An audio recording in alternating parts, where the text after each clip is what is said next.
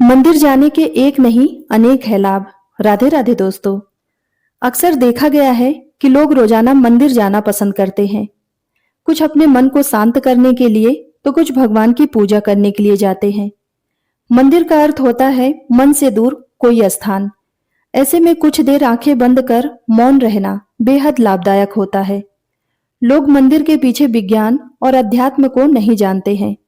सुबह सुबह मंदिर जाने से कई लाभ होते हैं। व्यस्त जीवन शैली की वजह से लोग मंदिर नहीं जा पाते हैं। ऐसे में लोगों ने अपने घर के अंदर ही एक छोटा सा मंदिर बना लिया है। ज्यादातर लोग भगवान को याद करने के अलावा पूजा पाठ भी इसी छोटे से मंदिर में करते हैं। घरों में मंदिर होना बेहद शुभ है। इससे आप सकारात्मक ऊर्जा से भरे रहेंगे।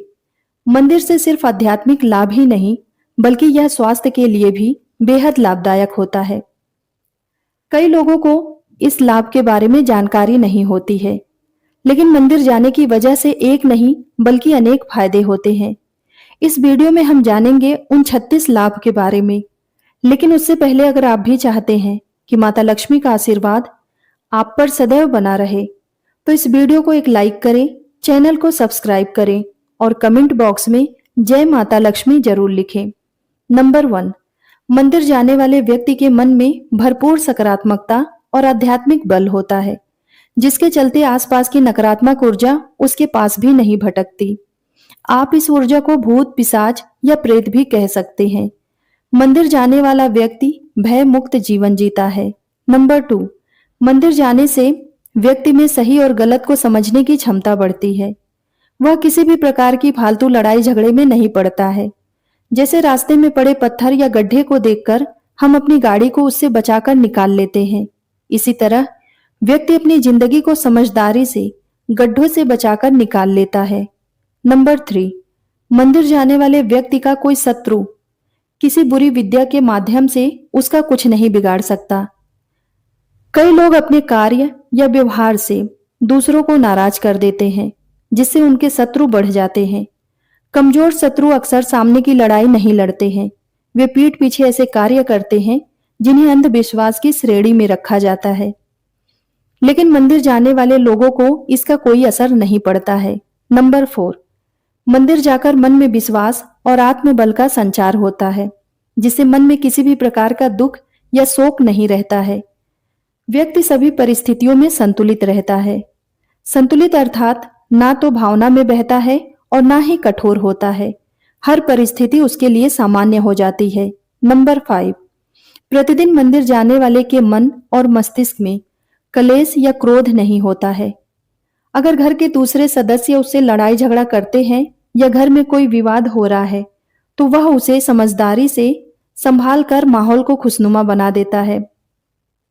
नंबर 6, मंदिर जाने वाले व्यक्ति के जीवन में कभी ऐसे संकट नहीं आते कि वह कर्ज में डूब जाए।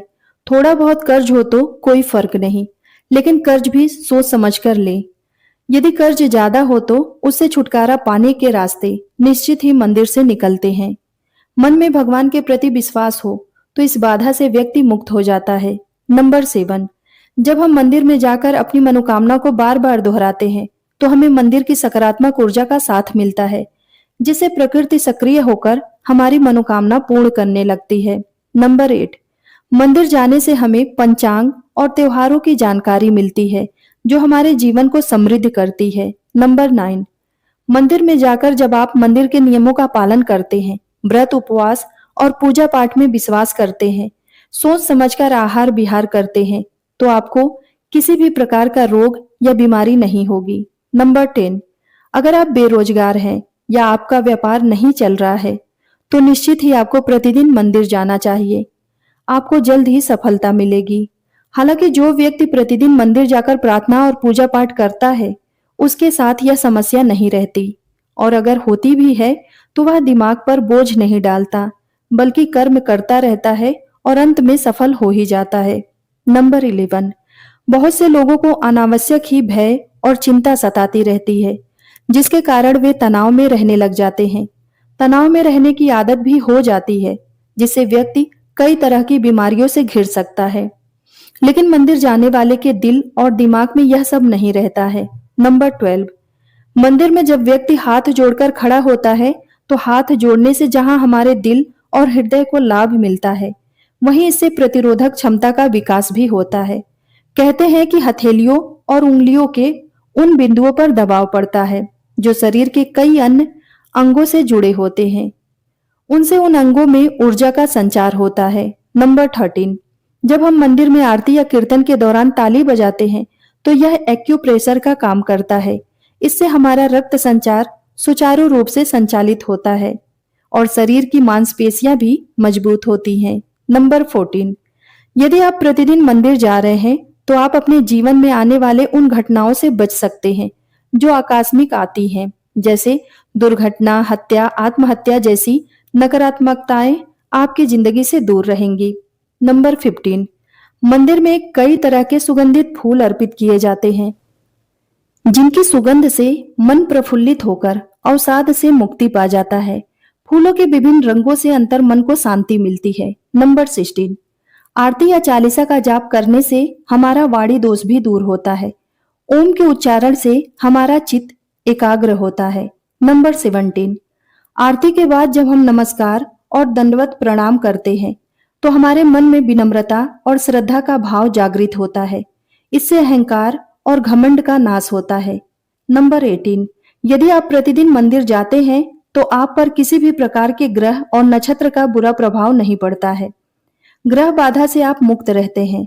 मंगल दोष, शनि या अन्य किसी ग्रह का बाधा हो, साढ़े साती या राहु की महादशा चल रही हो, तो घबराने की जरूरत नहीं है। नंबर 19, प्रातःकाल पैदल ही मंदिर जाने से व्यापार में वृद्धि होती है और हमें प्राणवायु भी अच्छी तरह से प्राप्त होती है।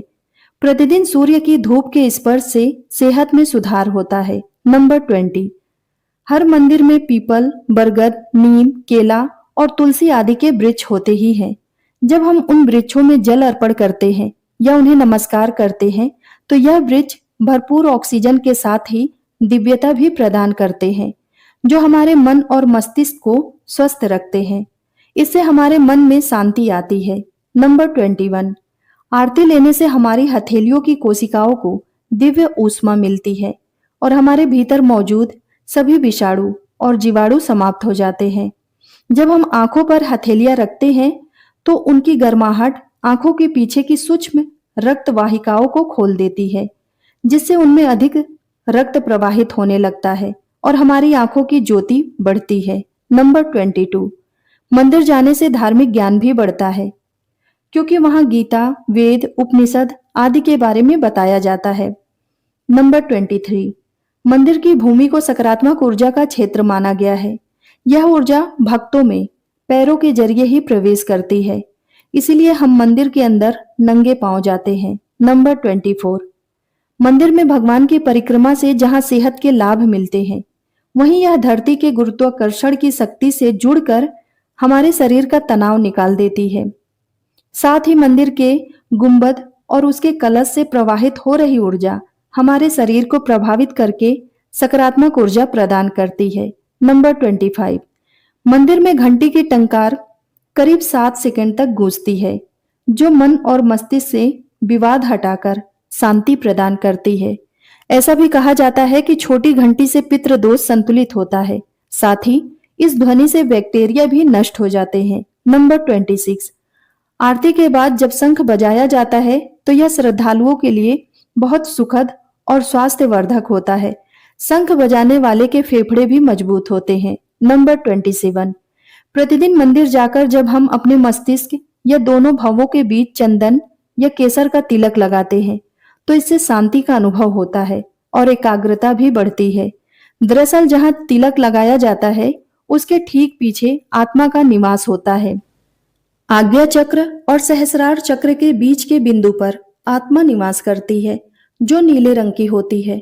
अतः चंदन लगाने के आध्यात्मिक लाभ भी हैं।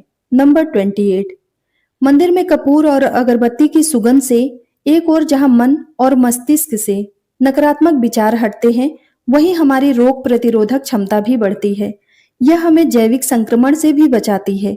मंदिर की सुगंधित हवा में रहने से बैक्टीरिया नष्ट हो जाते हैं और किसी भी प्रकार का वायरल इन्फेक्शन नहीं होता है, क्योंकि मंदिर में कपूर का धुआं होता रहता है। नंबर 29, अव्यवस्था की अधिकता और अनेक तत्वों का दायित्व हो तो मंदिर जाने से हमारी सामाजिक प्रतिष्ठा बढ़ती है, साथ ही हमारी जान पहचान भी बढ़ती है। नंबर 30, मंदिर में दिए गए दान के अनेक लाभ होते हैं। दान करने से हम में कृतज्ञता रहती है और हम चीजों के प्रति आसक्ति नहीं पालते। इसके साथ ही हमारे सामाजिक दायित्व का भी निर्वाह होता है। नंबर 31, आरती के बाद जब देवी देवताओं, भारत माता आदि की जय घोष होते हैं तो इससे आत्मविश्वास के साथ ही देशभक्ति भी जागृत होती है। इसी के साथ हर मंदिर में गौरक्षा और गौ हत्या बंद करने का संकल्प भी लिया जाता है। नंबर 32, प्रार्थना में अद्भुत शक्ति होती है। प्रार्थना करने वाला व्यक्ति मंदिर के ईथर माध्यम से जुड़कर अपनी बात ईश्वर या देवी शक्ति तक पहुंचा सकता है। देवता सुनते हैं और देखते हैं। प्रतिदिन की जा रही प्रार्थना का देवताओं पर असर होने लगता है। प्रार्थना में जो शक्ति है वह मानसिक या वाचिक प्रार्थना की ध्वनि आकाश में चली जाती है। प्रार्थना के साथ यदि आपका मन सच्चा और निर्दोष है तो जल्द ही सुनवाई होगी, और यदि आप धर्म के मार्ग पर नहीं हैं तो प्रकृति ही आपकी प्रार्थना सुनेगी, देवता नहीं। प्रार्थना का दूसरा पहलू यह है कि प्रार्थना करने से मन में विश्वास और सकारात्मक भाव जागृत होते हैं, जो जीवन के विकास और सफलता के लिए अत्यंत आवश्यक है। नंबर 33, मंदिर में प्रवेश से पूर्व शरीर और इंद्रियों को जल से शुद्ध करने के बाद आचमन करना जरूरी है। इस शुद्ध करने की प्रक्रिया को ही आचमन कहते हैं। आचमन करने से इस कार्य के लिए जो फल मिलता है वह अत्यंत महान होता है। पहले उंगलियां मिलाकर एकाग्र चित्त से पवित्र जल से बिना शब्द किए 3 बार आचमन करने से महान फल मिलता है। आचमन हमेशा 3 बार करना चाहिए, इससे मन और शरीर शुद्ध होते हैं। नंबर 34, मंदिर में शिखर होते हैं जिसकी भीतरी सतह से टकराकर ऊर्जा तरंगे और ध्वनि तरंगे व्यक्ति के ऊपर पड़ती है। ये परावर्तित किरण तरंगे मानव शरीर की आवृत्ति बनाए रखने में सहायक होती हैं। व्यक्ति का शरीर इस तरह से धीरे धीरे मंदिर के भीतरी वातावरण से सामंजस्य स्थापित कर लेता है। इस प्रकार मनुष्य असीम सुख का अनुभव करता है। पुराने मंदिर धरती के सकारात्मक ऊर्जा के केंद्र होते हैं।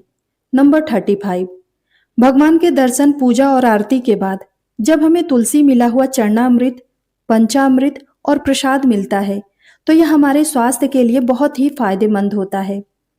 आयुर्वेद के मुताबिक यह चरणामृत हमारे शरीर के तीनों दोषों को संतुलित रखता है।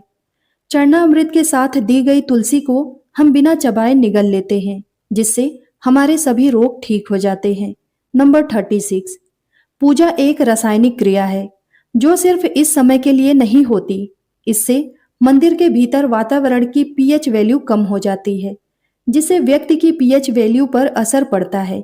यह ऑर्गेनिक क्रिया शारीरिक रसायन को बदल देती है और यह क्रिया बीमारियों को ठीक करने में सहायक होती है। दवाइयाँ भी यही क्रिया करती है जो मंदिर जाने से होती है। तो दोस्तों, अगर आपको हमारी दी गई जानकारी अच्छी लगी हो तो वीडियो को एक लाइक करें, साथ ही अपने मित्रों के साथ शेयर करें, और चैनल पर नए हो तो चैनल को सब्सक्राइब जरूर कर लें और कमेंट बॉक्स में जय माता लक्ष्मी जरूर लिखें। धन्यवाद।